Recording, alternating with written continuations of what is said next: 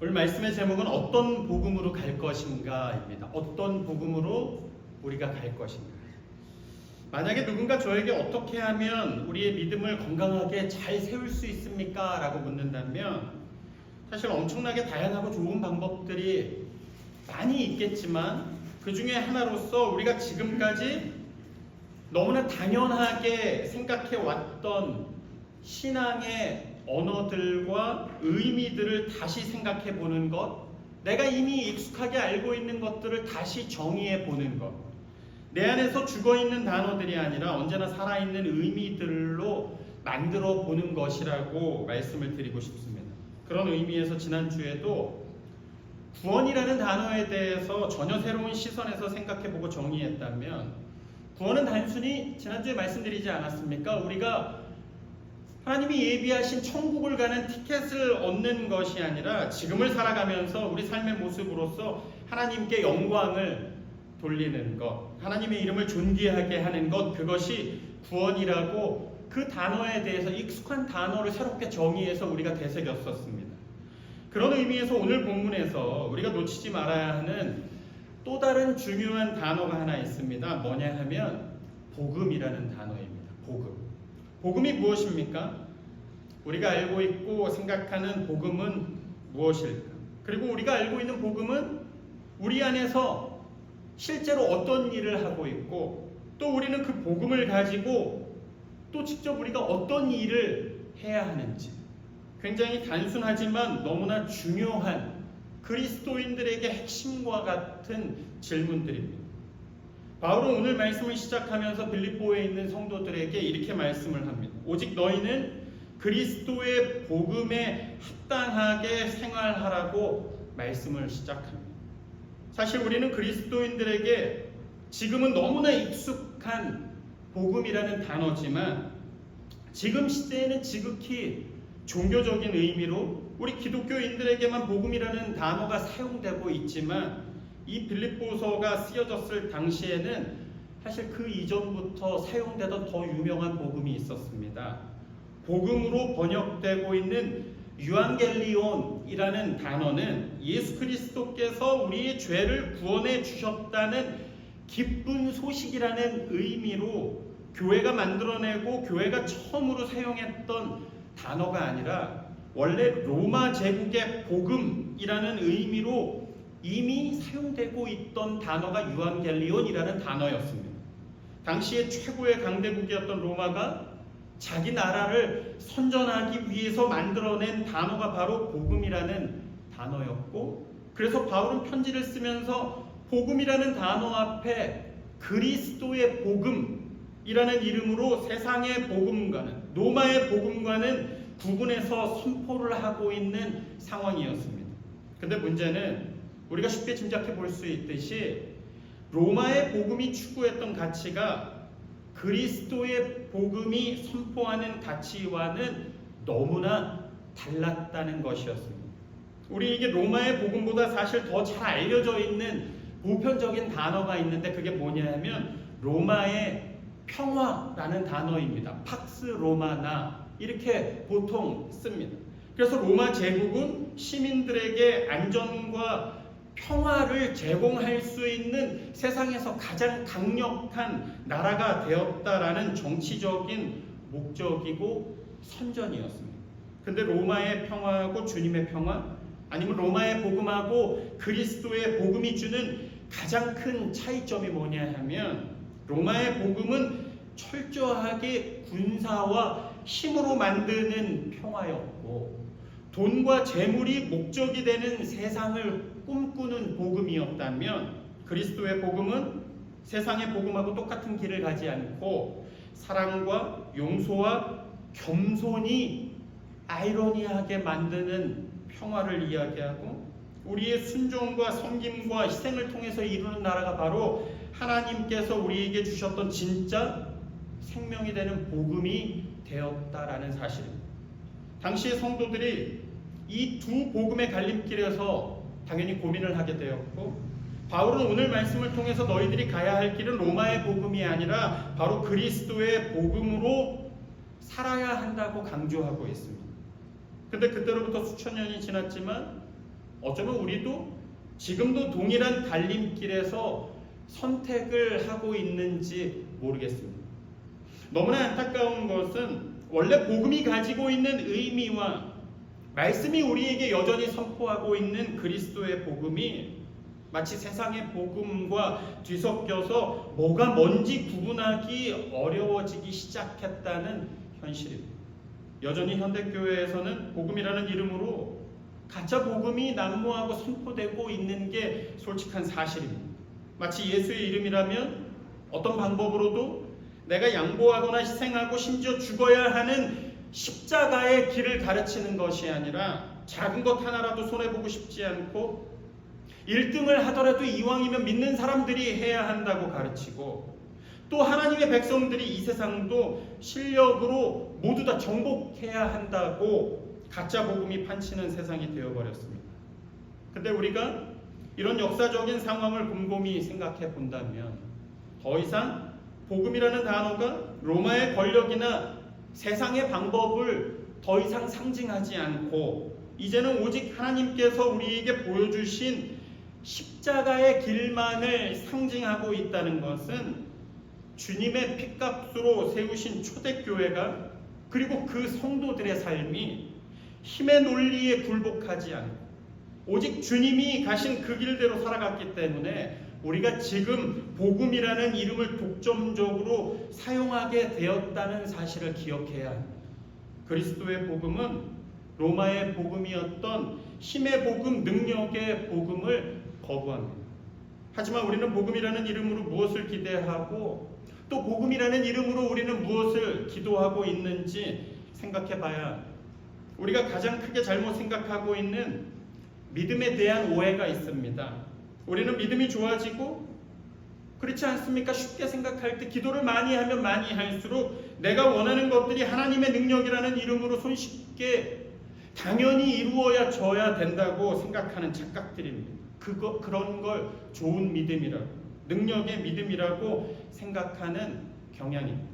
하지만 그렇지 않습니다.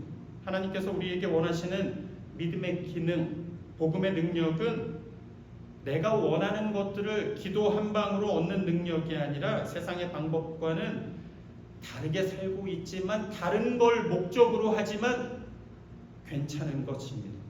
사람들하고 붙으면 이기는 것이 아니라 늘 져주고 용서하는 것이고 대접을 받는 것이 아니라 섬기는 것이고 내가 부자가 되고 내 이름이 높아지는 게 아니라 철저하게 주님처럼 낮아지는 것이고 보이지 않는 곳에서 수고하지만 바로 거기에 하나님께서 주시는 참된 기쁨과 생명이 있는 것, 그게 원래 그리스도의 복음이 의미하는 결과고 방법이 된다라는 말씀입니다. 가만히 생각해 보면 세상은 원래 그렇다고 치더라도 이상하게도 교회가 우리를 가짜 복음으로 유혹하고 있는 게 현실입니다. 교회를 그렇게 오래 다녔는데 집 하나 생기지 않으면 의아하게 생각을 합니다. 기도를 그렇게 많이 하는데도 무슨 이익이나 성공을 하지 않으면 잘못하고 있는 것 아니냐고 내심 정죄를 하기도 합니다. 예배와 기도가 무슨 도깨비 방망이처럼 가르치고 그런 기대감으로 바라보는 게 솔직한 우리의 영적인 환경들일 수 있습니다. 하지만 그건 로마의 복음이고 그리스도의 복음이 아닌 게 분명합니다. 제가 늘 강조해서 말씀을 드리듯이 우리는 예수의 이름으로 부자가 되고 내가 원하는 것을 얻게 되는 마치 믿음이 성공의 길을 보장한다는 것을 그런 것을 증명하는 삶이 아니라 세상이 요구하는 재물과 명예와 사람들이 모두가 원하는 성공이 아니라고 하더라도 정말 나는 주 안에서 괜찮다는 것을 거기에 더 큰 삶의 목적과 기쁨이 있다는 그것을 증명하는 삶이 되어야 합니다. 그게 바로 그리스도의 복음이고 또한 주님 가신 십자가의 의미이기 때문입니다. 예수 그리스도께서 이 땅에 오신 이유는 우리에게 성공의 복음, 축복의 복음, 형통의 복음이 아니라 희생의 복음, 섬김의 복음, 사랑의 복음, 용서의 복음이 진짜 우리가 살아가야 할 길이라고 알려주시기 위해서였습니다. 그리고 그 주님의 몸으로 이 교회를 세우셨습니다.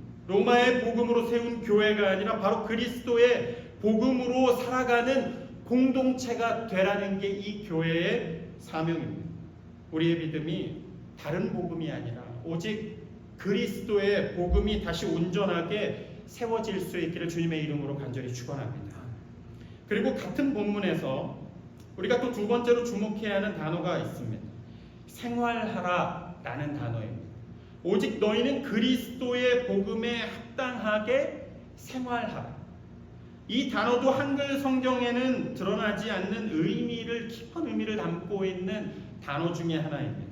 이 단어를 성경이 쓰여진 그 그릭 원어로 보면 폴리튜마이, 주어에 써 있습니다. 폴리튜마이라는 단어를 사용하고 있습니다. 근데 이 폴리튜마이라는 단어는 그냥 단순히 살아라, 행동하라, 그렇게 해라 이런 뜻이 아니라 더 큰 의미를 가지고 있는 단어입니다. 이 단어의 가장 직접적이면서도 가장 중요한 의미를 알려주고 있는 성경 구절이 어디 나오냐 하면 빌립보서 3장 20절 말씀에서 찾을 수 있습니다. 잘 들어보십시오. 그러나 우리의 시민권은 하늘에 있는지라 거기로부터 구원하는 자 곧 주 예수 그리스도를 기다리노니 이렇게 얘기합니다. 우리의 시민권이 하늘에 있다는 말씀에서 시민권이라는 단어가 바로 폴리튜마라는 명사형입니다. 시민권. 즉 다시 말해서 바울이 오늘 말씀에서 오직 너희는 그리스도의 복음에 합당하게 생활하라는 말씀은 너희가 속해 있는 나라가 어딘가를 묻는 물음이었습니다. 로마에 속해 있는 시민으로 살아갈 것인지 아니면 하나님 나라에 속해 있는 시민으로서 생활할 것인지 결정하는 것.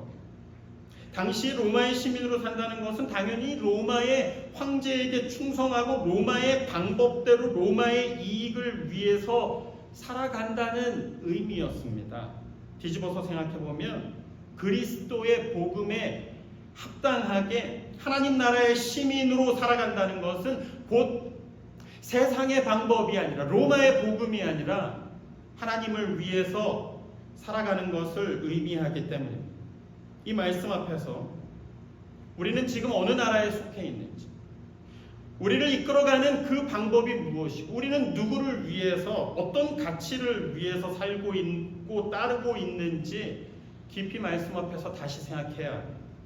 그저 말로만, 그저 생각 속에서만 우리가 복음을 이해하고 있고 하나님의 백성인 것처럼 얘기하지만 바울이 오늘 우리에게 알려주시는 말씀은 우리의 삶을 통해서 우리가 어디에 속해 있는지를 증명하면서 살아갈 수 있어야 한다는 말씀입니다. 오직 너희는 로마의 복음이 아니라 그리스도의 복음에 합당한 그 나라에 속한 자로서 살아갈 수 있어야 한다는 말씀. 이 복음이 참으로 우리의 삶을 변화시키고 살릴 수 있는 우리를 향하신 하나님의 은혜가 될 수 있기를 주님의 이름으로 간절히 축원합니다. 그러면 우리는 어떻게 그리스도의 복음을 살 수 있을까? 우리가 어떻게 복음으로 이 땅에서 살아갈 수 있을까? 오늘 본문은 두 가지를 강조합니다. 첫 번째로 본문 27절 뒷부분을 봅니다.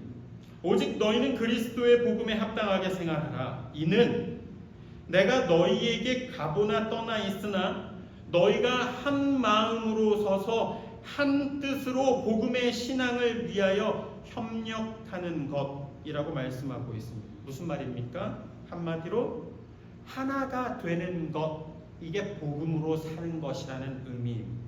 우리가 그리스도의 복음을 따라서 살아간다는 것은 내가 옳다고 믿는 대로 살아가는 것이 아니라 내 고집을 깨트려서 다른 사람들하고 연합하고 하나 되고 협력하는 것. 이 교회가 100명이면 100가지의 각자 자기 목소리를 내는 것이 아니라 하나의 목소리를 내기 위해서 내가 깨어지고 내가 내려놓는 것을 통해서 우리가 하나 되는 것을 경험하는 것, 그게 바로 복음을 따라 사는 것이라는 말씀. 그래서 요한복음 17장 말씀에 보면 예수님께서 이제 십자가의 길을 앞에 두시고 제자들을 위해서 기도하시는 기도, 유명한 기도가 있습니다. 근데 그 기도의 핵심 중에 하나가 이렇습니다. 요한복음 17장 11절 말씀입니다. 나는 세상에 더 있지 아니하오나. 이제 십자가의 길을 가시기 준비하시는 기도입니다. 근데 그들은 세상에 있사옵고 나는 아버지께로 가옵나니 거룩하신 아버지여 내게 주신 아버지의 이름으로 그들을 보존하사 우리와 같이 그들도 하나가 되게 하옵소서. 예수님께서는 당신의 백성들이, 하나님의 백성들이 아버지의 이름으로 하나가 되길 위해서 십자가를 지기 전에 기도하셨습니다. 이게 지금 누구를 위한 기도입니까? 여전히 이 교회를 위한 주님의 기도예요. 하나님께서 진짜 이 교회를 향해서 원하시는 것들이 수백 명, 수천 명, 그저 사람들만 많아지는 것을 진짜 하나님께서 기뻐하시고 원하시겠습니까? 하나님께서 진짜 우리 교회를 향해서 재정이 넘치고 화려한 조명에 멋진 자동차와 세련된 드레스와 양복을 입고 예배하는 것을 하나님이 진짜 그런 것들을 원하시겠습니까? 하나님께서 여전히 우리 교회를 위해서 기도하시고 원하시는 일은 한 마음과 한 뜻으로 당신들이 하나 되었던 것, 주님이 하나이신 것과 같이 이 교회도 여전히 주 앞에서 하나가 되는 모습의 영광을 받으신다는 말씀입니다. 우리가 이 말씀을 정확하게 이해해야 할 필요가 있습니다. 우리가 하나님 안에서 하나가 된다는 것은 우리 모두가 정치적인 견해가 다 맞아서 하나가 되는 그런 의미가 아닙니다. 경제적인 수준이 똑같아지거나 아니면 교육 수준이 잘 맞아서 하나가 되는 것이 아니라 사실 이런 것들은 모두가 다 달라도 당연히 상관없습니다. 그렇지 않습니까? 만약에 어떤 교회에 성도가 200명이 모이는데 한 명도 예외 없이 모두가 민주당 지지자들입니다. 이상하지 않습니까? 어쩌면 그 모임은 교회가 아니라 정치적인 견해를 같이 하는 정치적인 동지들. 우리 모두가 생각이 다르고 각자의 경험과 방법이 다르지만 다른 이유가 아니라 복음 때문에 하나가 되는 것입니다. 복음 때문에 내 생각을 내려놓기도 하고 주님 때문에 서로에게 순종하면서 협력하고 연합하는 것, 이게 바로 하나님께서 기뻐하시는 복음을 산다는 의미이고 주님의 몸된 교회가 우리가 교회가 된다는 말씀입니다. 근데 지금 현대 교회들을 보면 우리가 너무 익숙하게 잘 알지 않습니까? 정반대의 모습들이 교회에 모여서 정치 때문에 싸움을 하고 자기 경험이 맞다고 고집을 피우다가 다투고 상처를 받는 일들이 세상이 아니라 교회에서 넘쳐나고 있습니다. 내 경험과 내 판단, 내 고집을 내려놓을 수 없다면 우리는 절대로 복음으로 살아갈 수 없습니다. 요한복음 17장에서 이어지는 주님의 기도를 다시 읽어드립니다. 아버지여, 아버지께서 내 안에 내가 아버지 안에 있는 것 같이 그들도 다 하나가 되어 우리 안에 있게 하사 세상으로 아버지께서 나를 보내신 것을 믿게 하옵소서. 내게 주신 영광을 내가 그들에게 주었사오니 이는 우리가 하나가 된 것 같이 그들도 하나가 되게 하려 함이니이다. 곧 내가 그들 안에 있고 아버지께서 내 안에 계시어 그들로 온전함을 이루어 하나가 되게 하려 함은 아버지께서 나를 보내신 것과 또 나를 사랑하심 같이 그들도 사랑하신 것을 누가 알게 하냐면 세상으로 알게 하려 함이로소이다. 이렇게 얘기합니다. 너무나 놀라운 말씀 아닙니까? 하나님을 알지 못하는, 하나님을 믿지 않는 이 세상이 하나님을 알게 하는 방법이 다른 것에 있는 것이 아니라 이 교회가 하나가 되는 것에 있다라는 말씀입니다. 이게 전도고 이게 복음을 선포하는 것이고 이게 이 시대를 향하신 교회의 사명이라는 말씀입니다. 모이면 내가 맞다고 맨날 싸우는데 내가 더 많이 안다고 내 경험이 더 확실하다고 절대로 나를 포기하지 않는데 어떻게 교회가 하나가 되고 어떻게 피 묻은 복음을 전할 수 있겠냐는 말씀입니다. 하나님의 말씀은 오늘도 우리에게 복음으로 하나가 되라고 말씀하시고 있습니다. 그게 복음으로 산다는 의미이기 때문입니다. 이 교회가 복음 안에서 서로를 섬기고 하나 되는 모습으로 하나님의 기쁨이 될 수 있기를 주님의 이름으로 간절히 축원합니다. 두 번째로 우리는 어떻게 그리스도의 복음을 살 수 있을까? 어떻게 하면 복음으로 살아갈 수 있을까?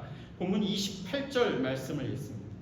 무슨 일에든지 대적하는 자들 때문에 두려워하지 아니하는 이 일을 듣고자 함이라. 이것이 그들에게는 멸망의 증거요 너희에게는 구원의 증거니 이는 하나님께로부터 난 것이니라.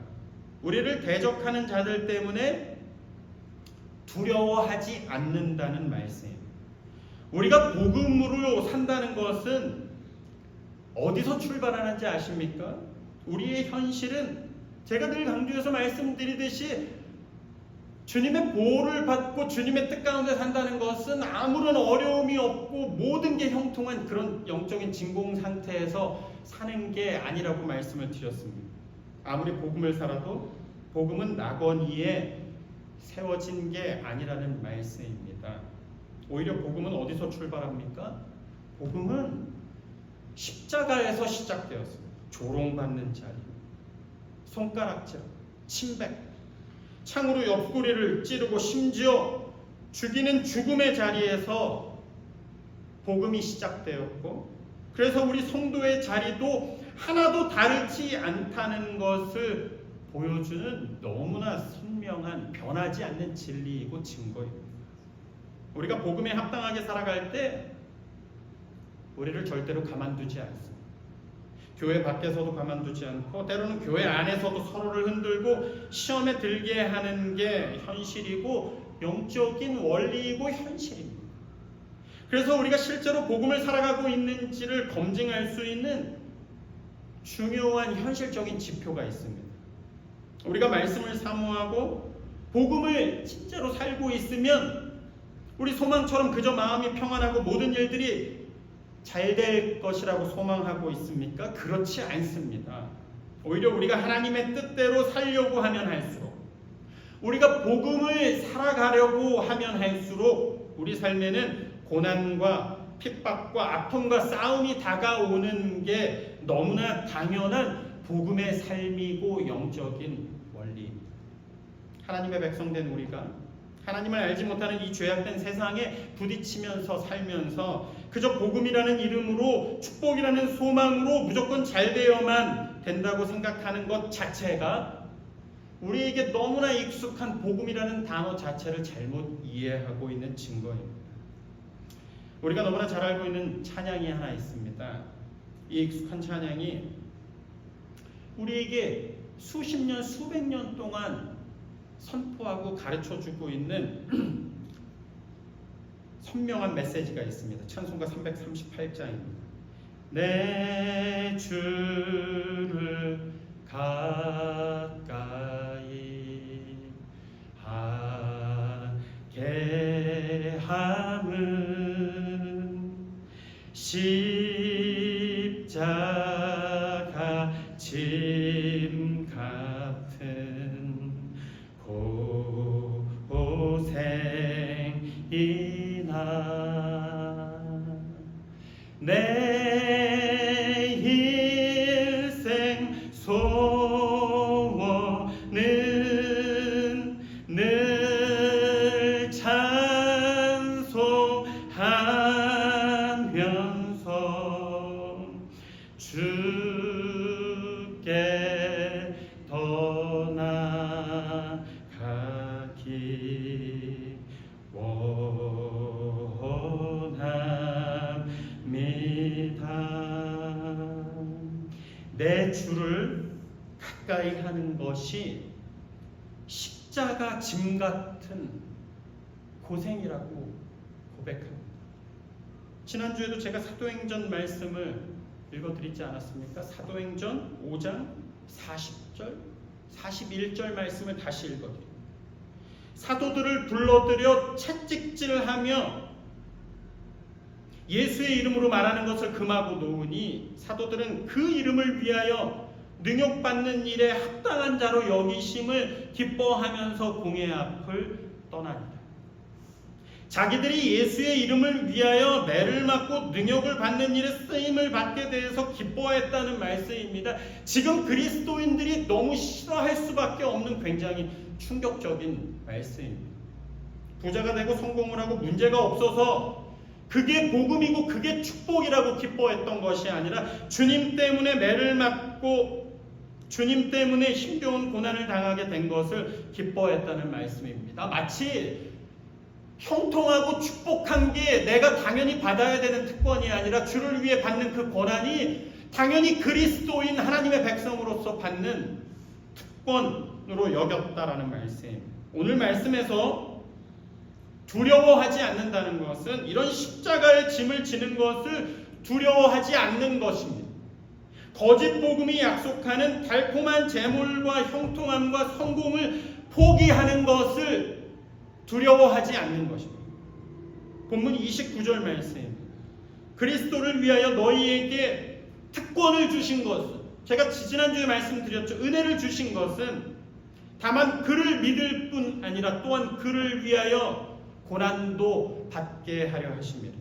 고난을 피하고 안 만나는 게 축복이고 은혜가 아니라, 우리가 고난을 받는 게 뭘 잘못하고 재수가 없어서가 아니라, 기도를 안 해서가 아니라, 성경은 애초에 믿는 자들이 고난을 만나는 것에 대해서 너무나 당연하게 설정을 하고 있습니다. 왜냐하면 이 세상이 너무나 악하기 때문입니다. 하지만 고난을 믿음으로 견디는 것이고 또 우리의 믿음을 지키는 것이 바로 하나님 앞에서 영광이 되고 은혜가 된다라는 말씀입니다.